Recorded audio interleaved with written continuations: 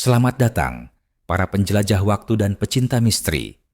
Sebelum kita membuka tabir cerita dari masa lalu yang penuh teka-teki ini, tekanlah tombol like dan subscribe sebagai tanda bahwa kalian siap menyusuri lorong-lorong sejarah kuno dan mitologi yang terlupakan.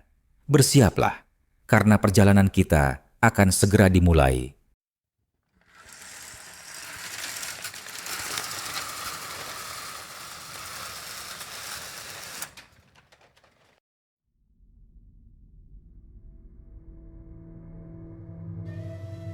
Di antara sunyi waktu dan bisikan langit yang hanya bisa dipahami oleh jiwa-jiwa pilihan, terukir satu nama yang menggema dalam kitab-kitab samawi, Maryam. Ia bukan sekadar perempuan dari Bani Israel.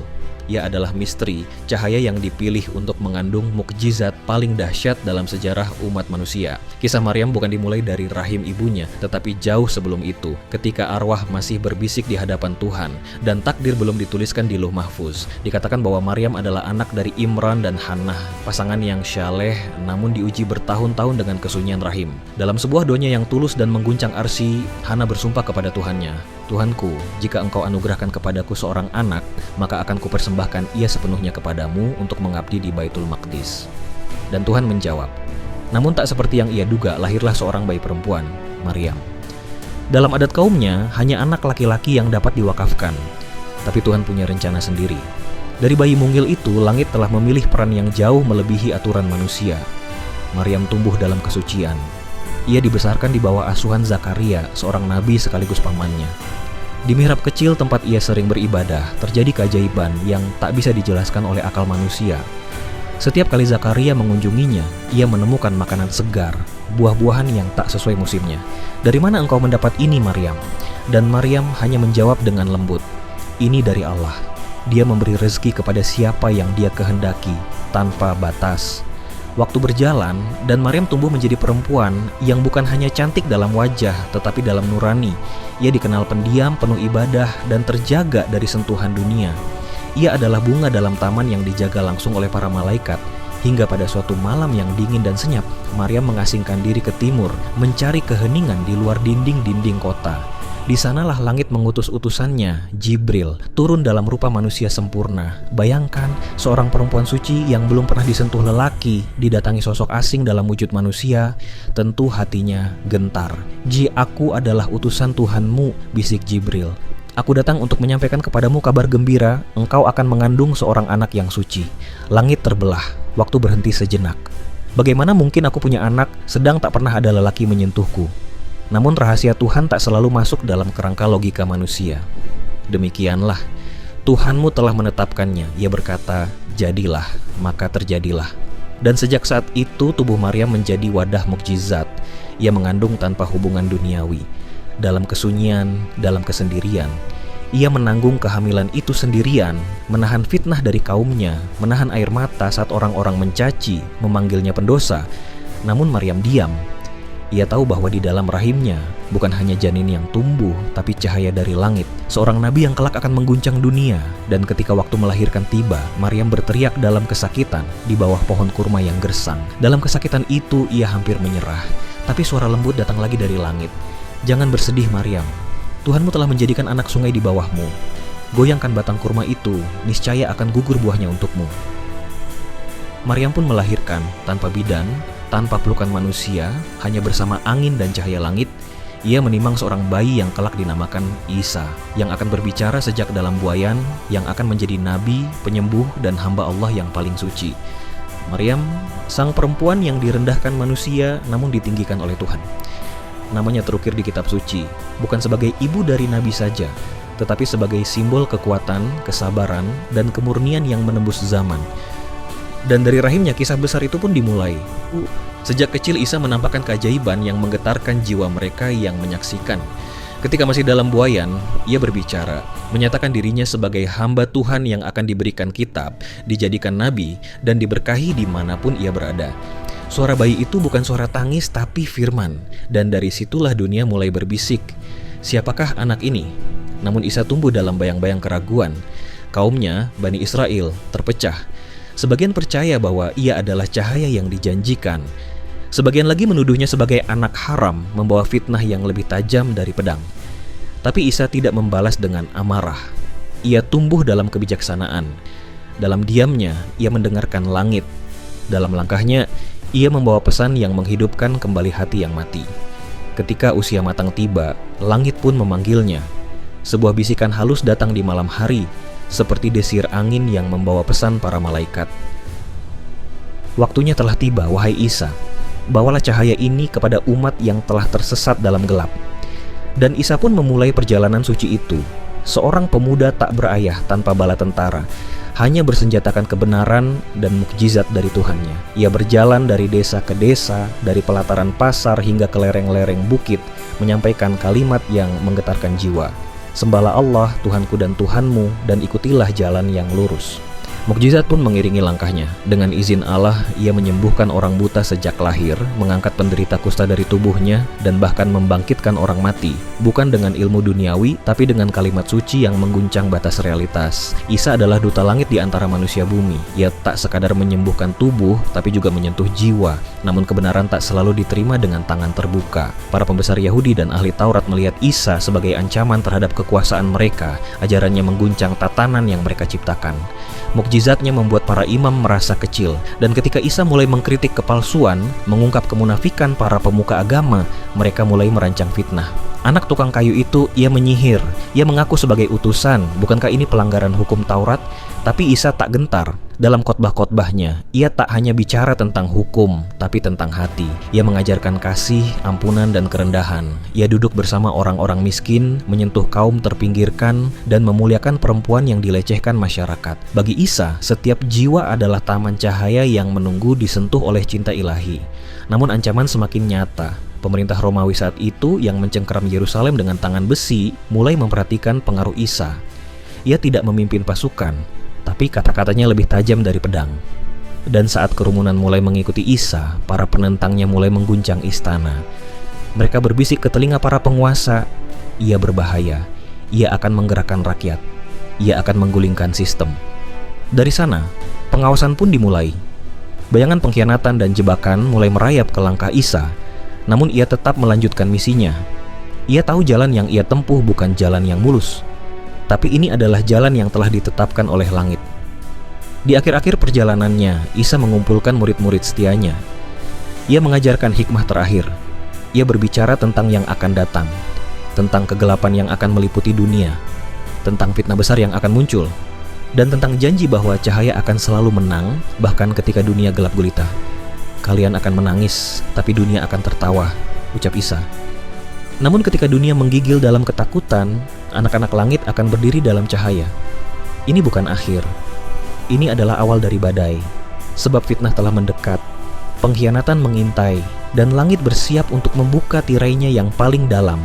Yerusalem, kota suci yang berdiri di atas 3 zaman dan 3 kepercayaan, pada malam itu terasa berbeda. Bintang-bintang tampak muram, dan angin timur membawa bisikan yang tak lazim. Di balik dinding-dinding batu dan lorong sempit, konspirasi mulai meracuni malam. Dan di tengah semuanya, Isa putra Maryam berdiri sendirian menghadapi badai terakhir. Setelah menyebarkan cahaya, menyembuhkan luka, dan membangkitkan jiwa yang mati, Isa justru dituduh menyesatkan. Para pembesar Yahudi tak lagi mampu membungkamnya dengan kata-kata. Mereka butuh cara lebih kejam, membungkamnya dengan darah. Tangkap dia, desis para imam besar. Ia harus disalib di depan umum, sebagai contoh bagi yang lain.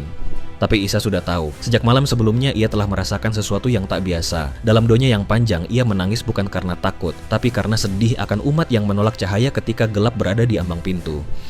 Di sebuah tempat rahasia, ia berkumpul bersama para pengikut terdekatnya. Makanan sederhana terhidang, anggur dan roti tak bersuara, namun udara tebal dengan sesuatu yang tak terucap. Seseorang di antara kalian akan mengkhianatiku malam ini, ucap Isa tenang. Dan malam itu pun bergulir menuju sejarah. Yudas Iskariot. Nama itu akan dikenang, bukan sebagai penyebar ajaran, tapi sebagai pengkhianat langit. Ia menjual informasi tentang keberadaan Isa kepada para imam, ditukar dengan sekantong perak dingin. Ia pikir ia sedang bermain politik, tapi sesungguhnya ia telah memainkan peran dalam drama surgawi yang ditulis di luar kendali manusia. Ketika para serdadu Romawi datang bersama para imam dan Yudas di depan, mereka mencari Isa. Namun Tuhan telah menyelimuti semuanya dengan kabut rahasia. Dalam sekejap wajah Yudas diubah menyerupai Isa, dan ialah yang ditangkap, diikat, dan disalib, sementara langit melindungi hambanya yang suci. Isa, sang cahaya, tak disalib, ia tak mati di tangan manusia, ia tak dihinakan di tiang gantungan. Sebaliknya, di saat dunia percaya bahwa semuanya berakhir, Tuhan justru mengangkatnya. Diangkat ke langit. Bumi melihat tubuh Yudas, langit melihat Isa, dan disitulah dunia mulai terbelah antara yang percaya dan yang menolak. Bani Israel dalam keangkuhannya mengira mereka telah berhasil, tapi mereka lupa, mukjizat terbesar Isa bukan hanya menyembuhkan penyakit atau membangkitkan orang mati. Mukjizat terbesar Isa adalah tidak mati, bahkan ketika dunia bersumpah telah membunuhnya. Dalam kitab suci Tuhan menegaskan, mereka tidak membunuhnya dan mereka tidak menyalibnya, tapi yang diserupakan bagi mereka, dan sesungguhnya Tuhan telah mengangkatnya kepadanya, dan Tuhan Maha Perkasa lagi Maha Bijaksana. Dari langit tertinggi, Isa menyaksikan umat manusia tersesat dalam perselisihan dan perpecahan. Tapi ia tahu tugasnya belum selesai, ia bukan nabi yang wafat. Ia adalah nabi yang ditunda, seorang utusan yang masih memiliki janji yang belum ditepati. Dan dalam bisikan malam, dari lapisan langit ketujuh, Isa mendengar suaranya. Belum, wahai Isa, belum saatnya engkau kembali. Akan datang waktu di akhir zaman, ketika bumi penuh fitnah, ketika manusia memuja kebohongan, ketika sang pendusta muncul dan mengaku sebagai Tuhan, saat itulah kau akan turun kembali membawa cahaya terakhir. Isa tidak mati, Isa disembunyikan, Isa akan kembali. Ia bukan hanya nabi masa lalu, tapi harapan bagi masa depan. Dan ketika zaman tergelap datang, mata langit akan terbuka, dan anak Maryam akan kembali memijakkan kaki di bumi. Langit belum menutup buku terakhirnya. Setelah ribuan tahun, bumi perlahan-lahan menuju titik nadirnya. Fitnah merajalela, nilai-nilai suci dikaburkan, yang benar dianggap salah, yang salah dipuja. Dan ketika dunia semakin kehilangan arah, sosok paling menakutkan dari ujung sejarah mulai bangkit. Dajjal, si mata satu, pemimpin ilusi terbesar yang akan mengguncang keimanan umat manusia. Dajjal bukan sekadar makhluk yang kuat, ia adalah simbol puncak penyesatan. Ia datang membawa teknologi, kemajuan, dan keajaiban yang menipu. Ia bisa membelah langit, menghidupkan ilusi kematian, dan membuat manusia bersujud padanya sebagai Tuhan. Di tengah kegelapan ini, pertanyaannya pun muncul. Mengapa Isa? Mengapa bukan malaikat yang diturunkan langsung dari surga? Mengapa bukan Nabi Muhammad sendiri yang menjadi penutup seluruh tugas? Mengapa bukan malaikat Mikail, Jibril, atau tentara langit yang penuh kekuatan? Jawabannya ada dalam cahaya Isa itu sendiri. Isa tidak wafat. Ia disimpan, disucikan, dijaga. Ia satu-satunya nabi yang masih hidup hingga hari ini, berada di langit menunggu saat yang telah ditentukan. Dan saat itu adalah akhir zaman. Isa adalah utusan dari era sebelum Muhammad, tapi bukan untuk membawa syariat baru. Ia akan turun bukan untuk membentuk agama baru, melainkan untuk membenarkan yang benar dan menghancurkan kebohongan terbesar umat manusia. Dalam riwayat akhir zaman, disebutkan bahwa Isa akan turun di menara putih di sebelah timur Damaskus. Ia akan mengenakan dua pakaian berwarna keemasan, rambutnya menetes seperti embun pagi, wajahnya bersinar seperti rembulan yang terbit dari langit malam. Dan saat ia menundukkan kepala, para malaikat menyertai dari belakangnya. Bumi akan kembali mengingat getaran langkah seorang nabi yang dahulu pernah menapakinya. Isa tidak datang untuk menjadi raja, tetapi untuk memadamkan api fitnah Dajjal, karena hanya dia yang diizinkan oleh Tuhan untuk menyentuh dan membunuh Dajjal dengan tangannya sendiri. Mengapa? Karena Dajjal adalah fitnah terhadap ketuhanan, dan Isa lah sosok yang dulu difitnah sebagai anak Tuhan.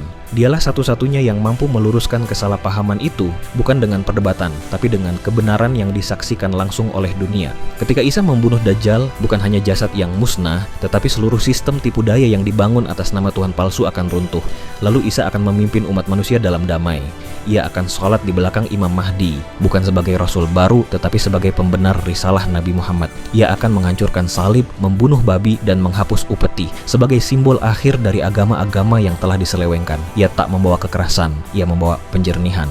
Di masa kepemimpinannya, dunia akan merasakan sejenak kehidupan yang hampir menyerupai surga. Keadilan di mana-mana, perdamaian mengalir dari gunung ke dataran.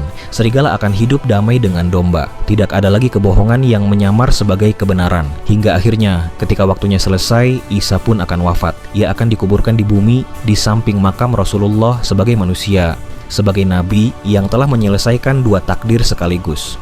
Takdir masa lalu dan takdir akhir zaman. Isa adalah cahaya yang belum padam. Ia bukan hanya penyembuh luka dunia, tapi penyambung akhir zaman yang telah dinubuatkan sejak ribuan tahun silam. Ketika kegelapan mencapai puncaknya, langit akan mengirim satu cahaya terakhir, putra Maryam. Dan umat manusia akan melihat bahwa kebenaran, meski tertunda, tidak pernah gagal untuk datang pada waktunya. Terima kasih telah menyimak cerita ini hingga akhir.